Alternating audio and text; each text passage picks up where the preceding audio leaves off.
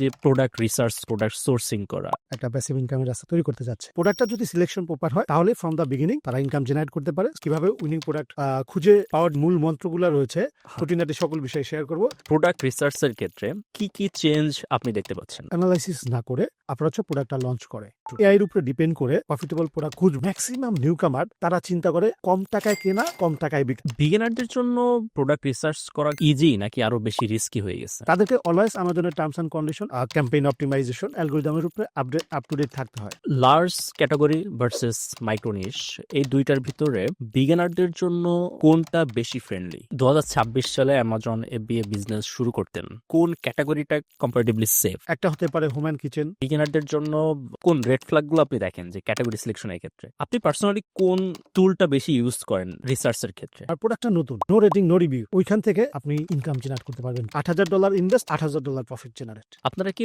Only পিপিসিতে invest করেন নাকি অন্যান্য মার্কেটিং চ্যানেলগুলো ইউজ করেন? যদি আপনি অ্যামাজন এফবিএ বিজনেস শুরু করেন সেক্ষেত্রে আপনার প্রসেসটা কি হবে? As a new learner Amazon বিজনেসটা শুরু করতে চাইতাম, তো আমি চুজ করতাম আমাজন প্রাইভেট লেভেল। আমাজন থেকে কিন্তু অফার করে সেলারদেরকে, তোমার ব্র্যান্ড ভ্যালু আছে 10 কোটি, আমি তোমাকে দিব 15 কোটি বা 20 কোটি, তুমি যদি ইন্টারেস্টেড থাকো আমার কাছে সেল করতে। যারা নিউ কামার রয়েছে বা সাস্টেনেবল ইনকাম সাইট চাই, তো সেই ক্ষেত্রে হচ্ছে আমাজন এফবিএ প্রাইভেট লেভেল মডেলটা তো